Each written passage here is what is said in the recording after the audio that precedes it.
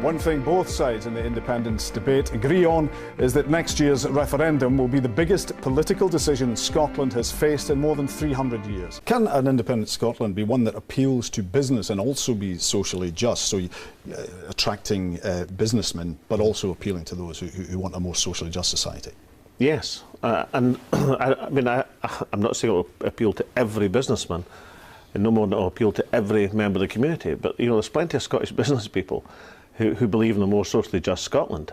And there's plenty of economic research that tells you the most successful countries are the most socially just countries. And I would argue that Scotland will prosper. One of the reasons that Scotland will prosper is it will be a just nation. But this idea that business people don't care about the community, well, one or two business people no doubt are like that, but that is not the true of the generality of business. Many people in business have a very acute sense of social responsibility. They want to see the whole community prosper as well as their company prosper. So I think there's nothing incompatible between having an economically successful and a socially just Scotland. So could a left-wing socialist and a right-wing capitalist feel comfortable voting for independence and thinking this will represent what I want? Well, people vote for independence for a whole range of reasons, but above all they vote for independence because they believe the people who live in the country are the best placed to take decisions affecting that country.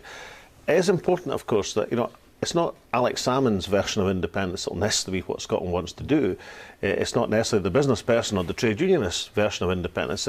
The independence will develop as the people of Scotland decide. They'll vote for the political party or parties that they want to govern the country.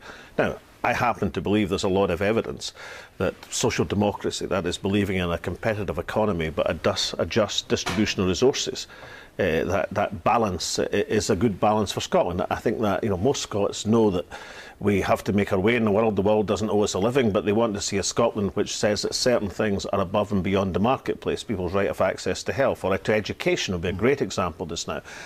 And I think that balance will command a lot of support in Scotland. But ultimately, it'll be for the people of Scotland to decide which political direction they want to see the country develop.